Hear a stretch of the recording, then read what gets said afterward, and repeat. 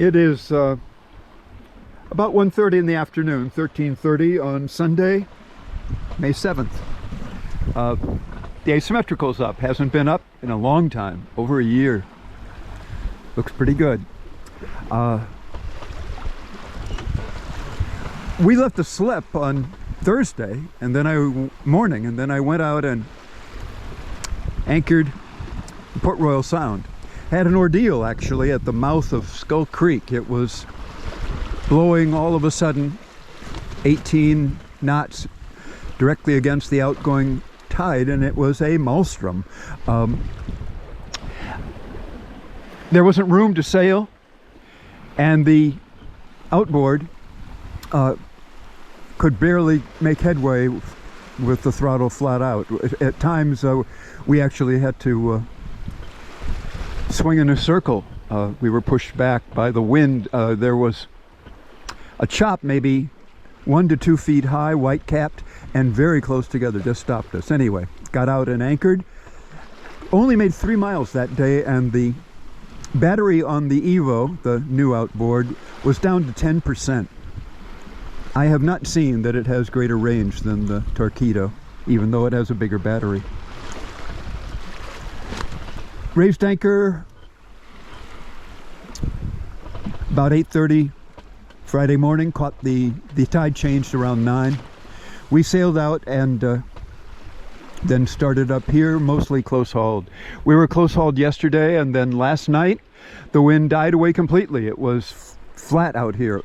It was I mean, it couldn't have been, the GANNET could not have been less in motion. I needed a good night's sleep. I had not slept well the night before, and I got a good night's sleep. This morning the wind finally came up a little bit a few hours ago, and now we have about 7 knots it says, and looking out and seeing a few white caps, I guess that's true. Those clouds over there, I was concerned that they might bring wind in front of them as they approached us, but they look like they're staying away. There's some rain over there.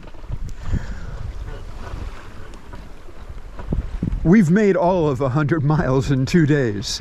I think our days run noon to noon. From yesterday was only 34 miles. As I said, we were becalmed all night long.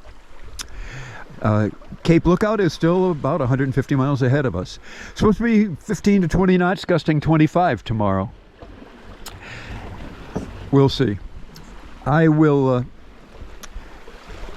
not enter Cape Lookout Bight under those conditions. I plan to enter it under sail, but it's a confined space in there, and I don't know it, and there are some shoals, and so I would stay offshore. The Evo could not power against 20 knots or 25. I doubt I'll leave the asymmetrical up after 5 o'clock this afternoon, when I like to have a drink, even if the conditions stay the way they are. We're not going to make it in tomorrow, if we make it in at all. I'm going to go up there and look around. I'd like to get in. Anyway, this is quite pleasant. We're making 4.5 smooth miles, 4.5 knots. On a nice day. I think the temperature is probably in the high 70s. Oh, the pelagic tiller pilot failed. Last night it spontaneously went into standby when it was keeping the bow pointed the right direction. And then this morning when I used it, it spontaneously went into standby again. That was the defect that rendered my prototype pelagic unusable. So I'm back using a Ray Marine, and I will communicate with the pelagic people when I get back. It steered really well when it steered. It always did. So did the prototype.